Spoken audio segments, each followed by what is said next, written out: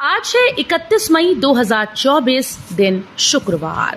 Welcome back to clean news UP. चलिए देखते हैं उत्तर प्रदेश की 25 फटाफट बड़ी खबरों को। फ्री राशन वितरण की डेट बढ़ी, आज तक ले सकेंगे गेहूं चावल। जिन कार्ड धारकों ने अभी तक राशन नहीं लिया है वो 31 मई तक राशन ले सकते हैं। विभाग ने राशन के निःशुल्क वितरण की तारीख को बढ़ा दिया। इससे पहले 29 मई तक राशन के वितरण की तिथि निर्धारित थी। डीएसओ विजय प्रताप सिंह ने बताया कि इस दौरान आज 31 मई तक ई-पॉस मशीन के जरिए आधार आधारित वितरण किया जाएगा। नया नियम, पॉलिटेक्निक में इस बार 0 अंक वालों के लिए प्रवेश नहीं। उत्तर प्रदेश के पॉलिटेक्निक संस्थानों में प्रवेश नियमों में बदलाव किया गया। सत्र 2024-25 से प्रवेश परीक्षा में 0 अंक पाने वाले अभ्यर्थी को किसी भी पॉलिटेक्निक संस्थान में प्रवेश नहीं दिया जाएगा। प्रवेश परीक्षा में कम से कम 4 अंक लाना अनिवार्य होगा। 4 अंक या इससे अधिक वाले ही अभ्यर्थी काउंसलिंग में शामिल हो सकेंगे। कालीचरण कॉलेज, नवयुग कॉलेज समेत कई महाविद्यालयों में दाखिले शुरू। लखनऊ विश्वविद्यालय से संबद्ध कई कॉलेजेस में स्नातक स्तर के पाठ्यक्रमों के लिए काउंसलिंग और दाखिले की प्रक्रिया शुरू हो गई। इसमें नवयुग कन्या महाविद्यालय, कालीचरण पीजी, केकेवी और डीडीयू गर्ल्स समेत अन्य कॉलेज शामिल है। नवयुग कन्या में स्नातक के प्रवेश शुरू। नवयुग कन्या महाविद्यालय में स्नातक स्तर के पाठ्यक्रमों में एडमिशन आरंभ हो गए हैं। स्कूल में शिक्षक और स्टाफ को हर रोज दिन में 3 बार हाजिरी लगाना अनिवार्य। कस्तूरबा गांधी आवासीय बालिका विद्यालयों में अब एक दिन में 3 बार हाजिरी लगाना अनिवार्य होगा। साथ ही हर दिन ऑनलाइन उपस्थिति का ब्यौरा भी प्रेरणा पोर्टल पर अपलोड करना होगा। विद्यालय में शिक्षिकाओं व स्टाफ के गायब रहने की शिकायतें लगातार मिलने के बाद ये सख्ती की जा रही है। ऐसे में अब छात्राओं के साथ साथ शिक्षिकाओं व स्टाफ पर भी पैनी नजर रखी जाएगी। 10 जून से रजिस्ट्रेशन की तैयारी, बीबीए और बीसीए की भी होगी काउंसलिंग। उत्तर प्रदेश के लखनऊ के शैक्षणिक संस्थानों में नए सत्र की तैयारियां शुरू हो गई। एकेटीयू में सत्र 2024-25 के लिए प्रवेश के लिए पंजीकरण 10 जून से प्रस्तावित है। इस बार से बीबीए और बीसीए कार्यक्रम की भी काउंसलिंग कराई जाएगी। एकेटीयू ने आगामी सत्र 2024-25 में प्रवेश काउंसलिंग के मद्देनजर तैयारियां शुरू कर दी।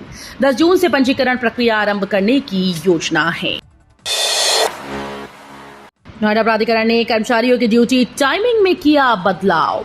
फील्ड में कार्य करने वाले नोएडा प्राधिकरण कर्मचारियों के काम के समय में बदलाव किया गया है। अब सिविल जज, उद्यान और विद्युत विभाग के कर्मी सुबह 10 से शाम 4 बजे तक फील्ड पर नहीं जाएंगे। भीषण गर्मी को देखते हुए नोएडा प्राधिकरण के कर्मचारियों के समय में बदलाव किया गया। विकास और अनुरक्षण कार्य में शामिल कर्मचारियों की ड्यूटी टाइमिंग सुबह 6 बजे से 10 बजे तक और शाम को 4 से रात 8 बजे तक होगी। मदरसा बोर्ड की परीक्षाओं का परिणाम घोषित, लड़कियों ने बाजी मारी। उत्तर प्रदेश मदरसा बोर्ड की परीक्षाओं में इस बार भी लड़कियों ने बाजी मारी है। रिजल्ट बोर्ड की वेबसाइट पर जारी हो गया है। इस बार 90.3% लड़कियां और 86.7% लड़के पास हुए। प्रदेश में 1,14,723 मदरसा छात्रों ने परीक्षा दी थी। बदल रही काशी, पार्कों में होंगे सेल्फी पॉइंट और प्ले एरिया, फ्री में मिलेगी एंट्री।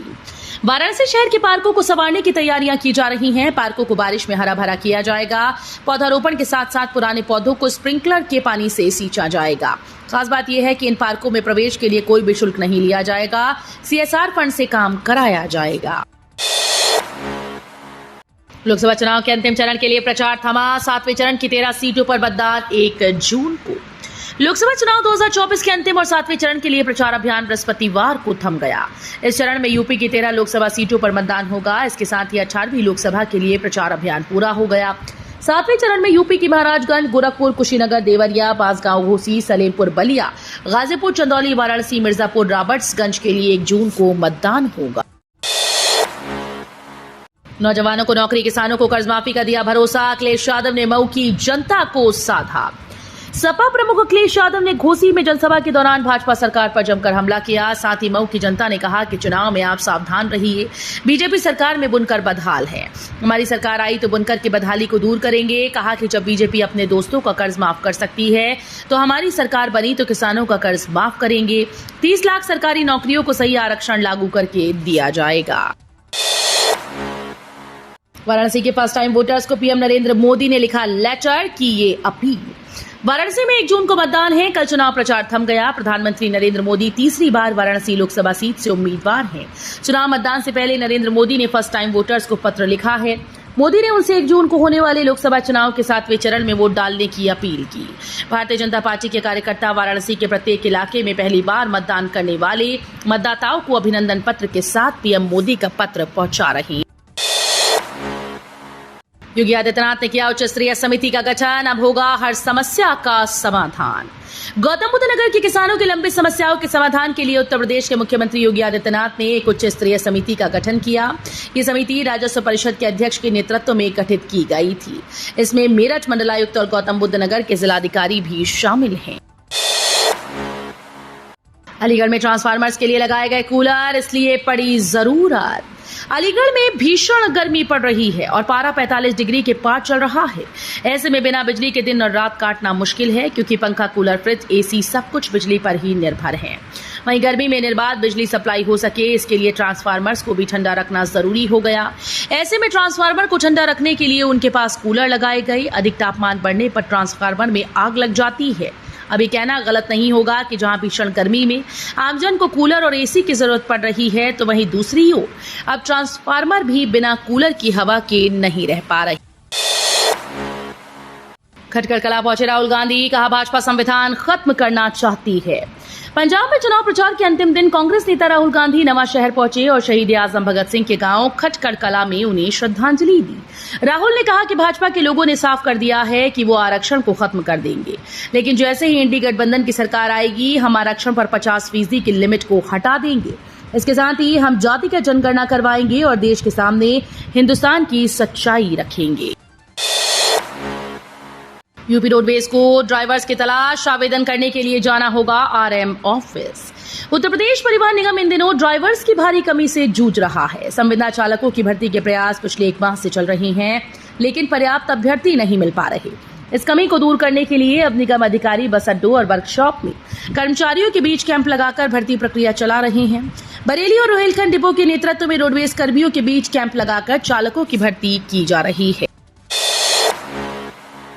गोरखपुर में जबरदस्त उत्साह उमंग देख भावुक हुए योगी, उमड़ा जन सैलाब। भगवामय गोरक्ष नगरी में रोड शो में गोरक्ष नगरी भगवामय हो गई। पहले गृह मंत्री अमित शाह को गोरखपुर आना था, लेकिन उनका कार्यक्रम निरस्त हो गया। देवरिया और कुशीनगर में जनसभा करके केंद्रीय गृह मंत्री वापस लौट गए। सीएम योगी के रोड शो के दौरान उमड़ी भीड़ और उत्साह देखकर भावुक सीएम हाथ जोड़कर मुस्कुराते, विजय चिन्ह बनाते, जनता पर अपनी तरफ से फूल बरसाते सबका अभिवादन स्वीकार करते रहे। प्रयागराज में रेलवे की हैरान करने वाली ये सुविधा। प्रयागराज में जनवरी 2025 में आयोजित होने वाले महाकुंभ को लेकर रेलवे का नॉर्थ सेंट्रल जोन भी अपनी तैयारी में जुटा है। महाकुंभ की तैयारियों के मद्देनजर जहां प्रयागराज जंक्शन रेलवे स्टेशन का पुनर्निर्माण करीब 900 करोड़ की लागत से कराया जा रहा है, तो वहीं रेलवे स्टेशन पर आने वाले श्रद्धालुओं और यात्रियों के लिए नई नई सुविधाएं मुहैया करवाने की तैयारी की जा रही है।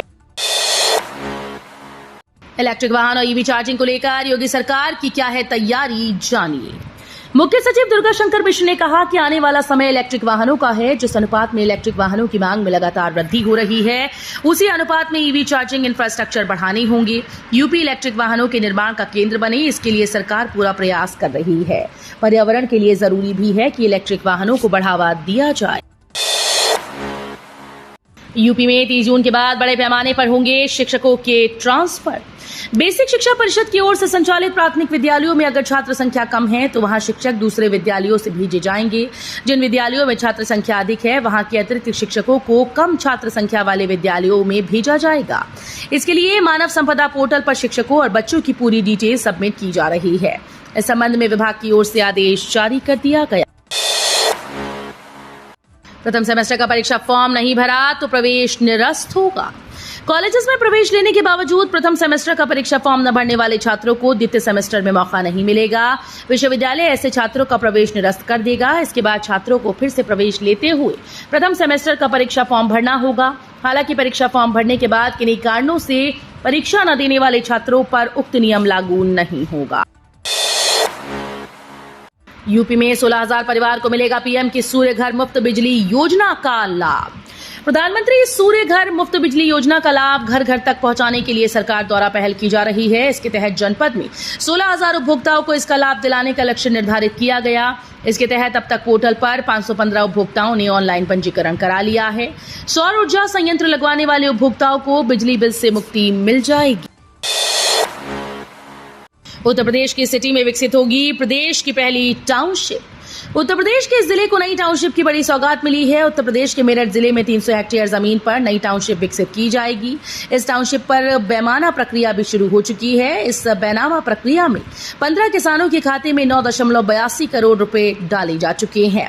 इस टाउनशिप के लिए पहली किस्त में 200 करोड़ रुपए जारी हुए। ग्रेटर नोएडा के सीईओ रवि कुमार एनजी का अवैध निर्माण पर चला हंटर।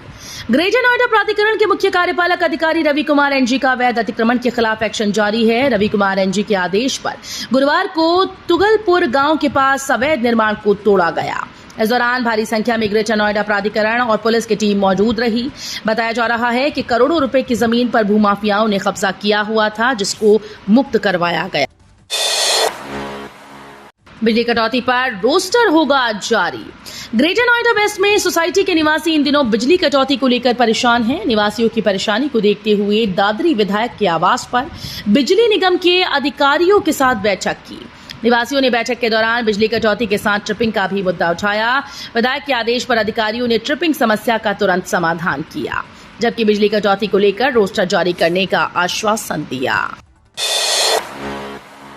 1 जून को इंडिया गठबंधन की बैठक। ममता और केसीआर को बनाने की जिम्मेदारी संभालेंगे अखिलेश। सपा अध्यक्ष अखिलेश यादव विपक्षी गठबंधन इंडिया की 1 जून को दिल्ली में होने वाली बैठक में शामिल होंगे। इस बैठक में विपक्षी नेता आगे की रणनीति तैयार करेंगे। सूत्रों के अनुसार ममता बनर्जी और केसीआर को मनाने की कमान सपा अध्यक्ष अखिलेश यादव संभाल सकते हैं। गठबंधन के नेताओं को पूर्ण भरोसा है कि वे केंद्र में सरकार बनाने की स्थिति में होंगे। उन्हें तृणमूल कांग्रेस और बीआरएस का साथ मिलने की भी पूरी उम्मीद है। तो ये थी आज की 25 फटाफट बड़ी खबरें। अगर आपको न्यूज पसंद आई हो तो वीडियो को लाइक और शेयर जरूर करें। धन्यवाद।